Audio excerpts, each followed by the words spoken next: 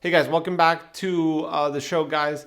Today we're back with a super film support. I still have all the emails you guys send, and if you go to superfilmsupport.com, you can fill up a form, and I will get back to you as soon as possible. Doesn't mean immediately, but as soon as possible. And if it's an important topic, I'll make a video. So this time we have Valentin writing and saying, "My name is Valentin. I have the following question." So he's got a Mamiya RZ67, just like the one I have here in my hands. And I have a 110mm lens, which is the famous 2.8. And he says he wants a more wide looking lens. He says wide aperture, but I'm guessing more like a wide sense of the lens. And he wants to know if he should get the 75 3.5 lens with floating element, the 75 f4.5, which is the shift lens that I have here on the table.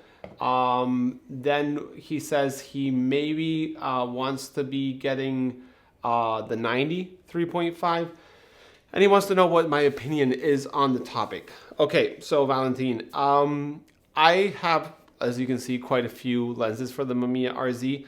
The 110 is an amazing lens, an all-rounder. The 2.8 aperture is really fun. It gives you really shallow depth of field. But if you want a wider lens, my opinion, I've always really enjoyed the 65mm lens. I've had the normal one, not the LA with a floating element, and it was really nice. I now currently have the LA with a floating element here, but the problem is that it's kind of busted, so I should fix it. But 65 is one of my favorite. The 75 is great, but it's pretty rare to see. It's nice that it's a 3.5 lens, but the shift one, as you can see here, is massive. So if you're wondering what's the difference between the floating and the non-floating, the floating one has a much bigger circle because then you can shift it. Sorry, the shift one, not the floating one. So basically, if this was the 75 3.5 and this was the shift, these are the size differences. The filter size is humongous. This lens itself weighs just as much as the body, probably even more than the body in the back. And it's kind of cumbersome. I have a video shooting with it and I'll link it below. But if I had to choose, I would get the 75 normal 3.5 or the 65 f4.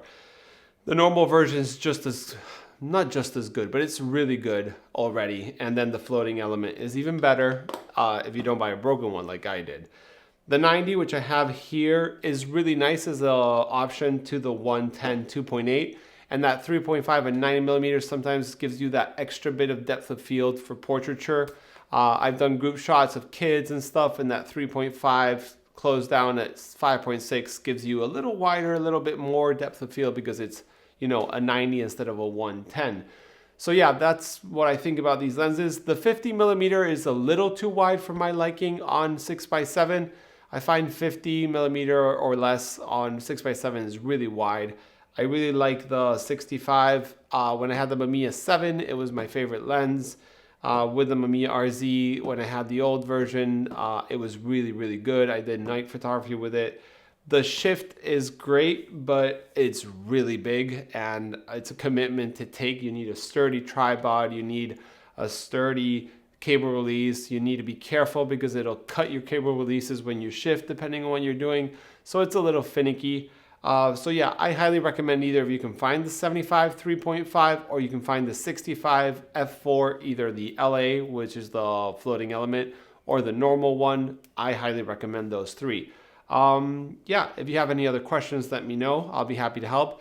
As always, guys, this is sponsored or supported by Patreon, guys. You can go down and help me make more content like this where I help you guys with doubts. Super Film Support is there for exactly that reason. Is whatever you guys need, I'll try to answer and help you. I have a whole binder which is on the side here, so I can assess and file and see if I've answered everyone's questions. If you guys want to see a video, proper video of me shooting all these lenses that I'm talking about out in the field, leave a comment, leave a like, whatever you guys want, and I'll try my best to do it. If you want to choose if I do black and white or color, you can also let me know and I'll try to do it too. But I'm always happy to grab my gear and go out and shoot instead of being just in the studio talking to a video camera. So yeah, guys, thanks for watching and see you in the next one.